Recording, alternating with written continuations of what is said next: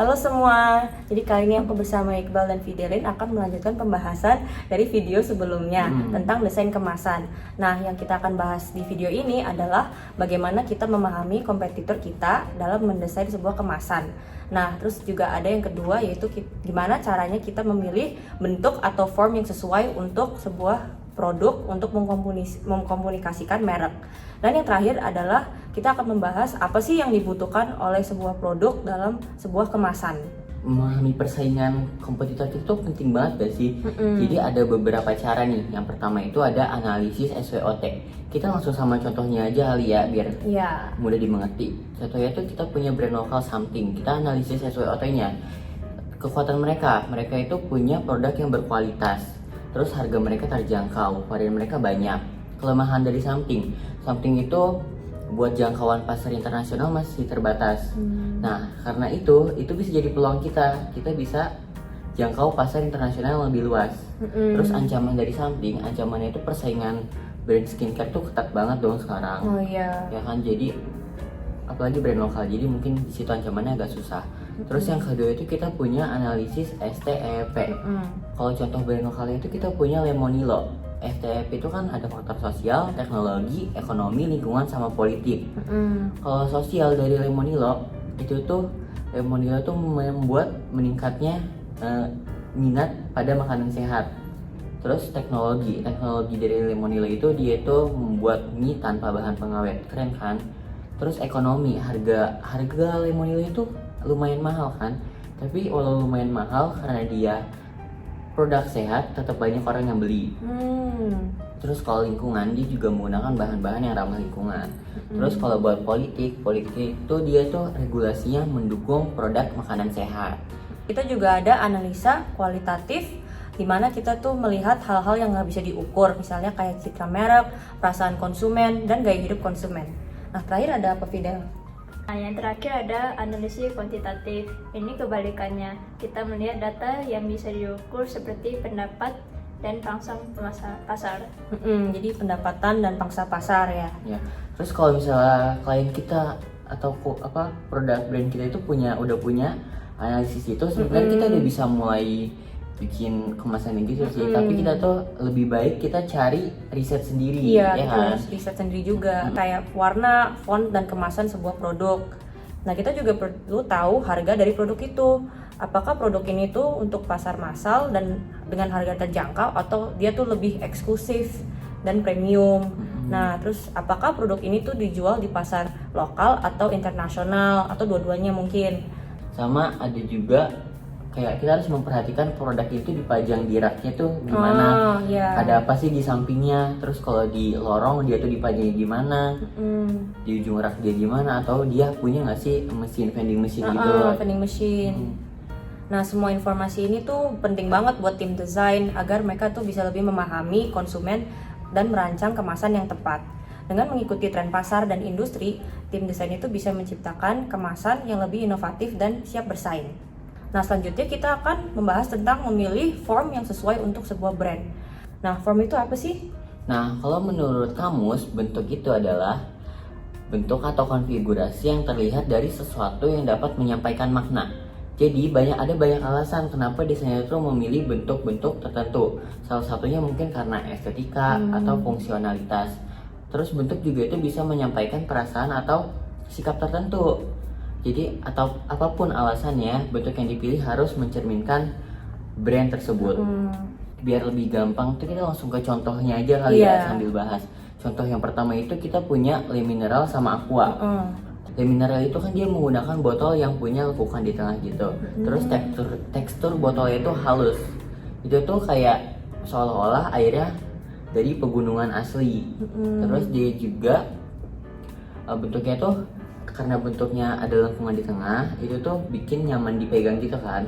Sedangkan kalau Aqua, dia tuh menggunakan botol dengan desain yang lebih simpel sama fungsional. Itu tuh mencerminkan kalau brand Aqua itu brand yang udah lama sama terpercaya.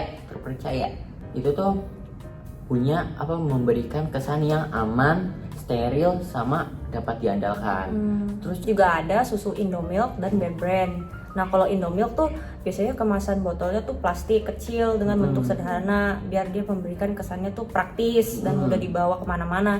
Dia cocok banget buat anak-anak sama keluarga. Nah sedangkan Bear Brand tuh menggunakan kaleng. Ya, dia bentuknya ada yang gembung gitu sama ada yang tinggi. Ya, kurus. dia tuh overall memberikan desain minimalis yang melihatnya tuh kalau kita lihat tuh kesannya tuh steril, sehat dan premium sesuai dengan citra mereka yaitu susu steril yang berkualitas tinggi. Pada intinya setiap bentuk yang kita pilih itu menyampaikan punya maknanya masing-masing gitu loh.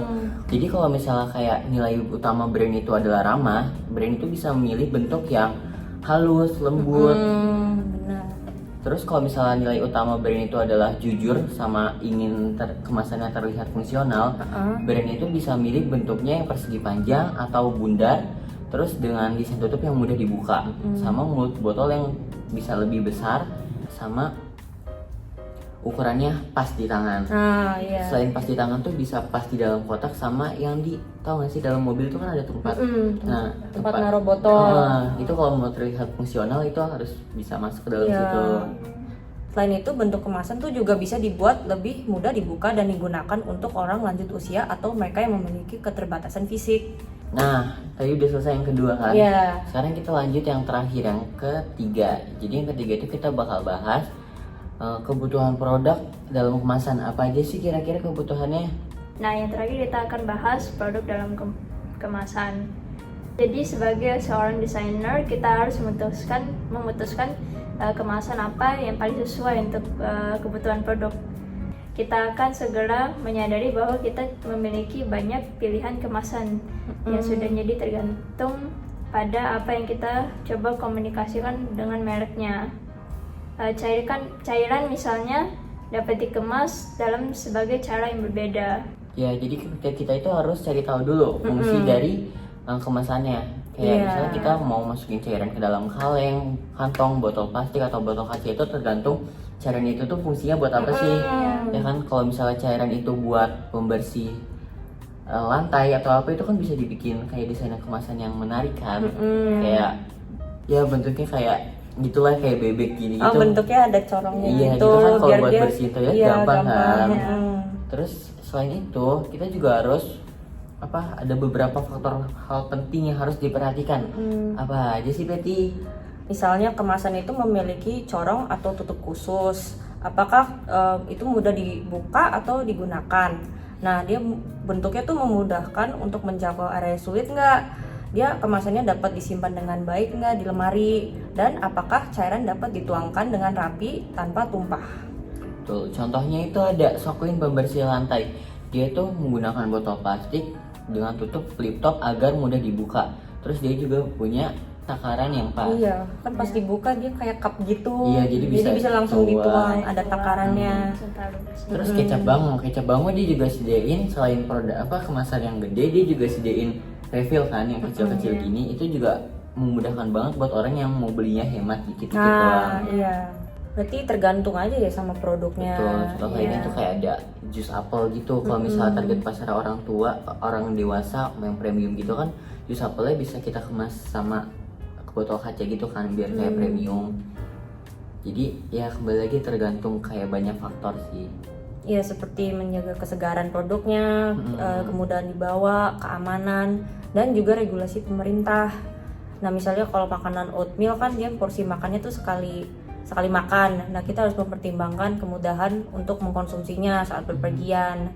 Nah, kalau misalnya sayuran segar, kita bisa mengemasnya tuh di dalam kaleng atau mungkin kemasan terbuka yang memungkinkan ada udara.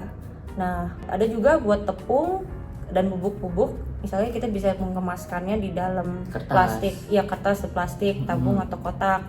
Terus contoh-contoh lokalnya lagi nih ada banyak nih.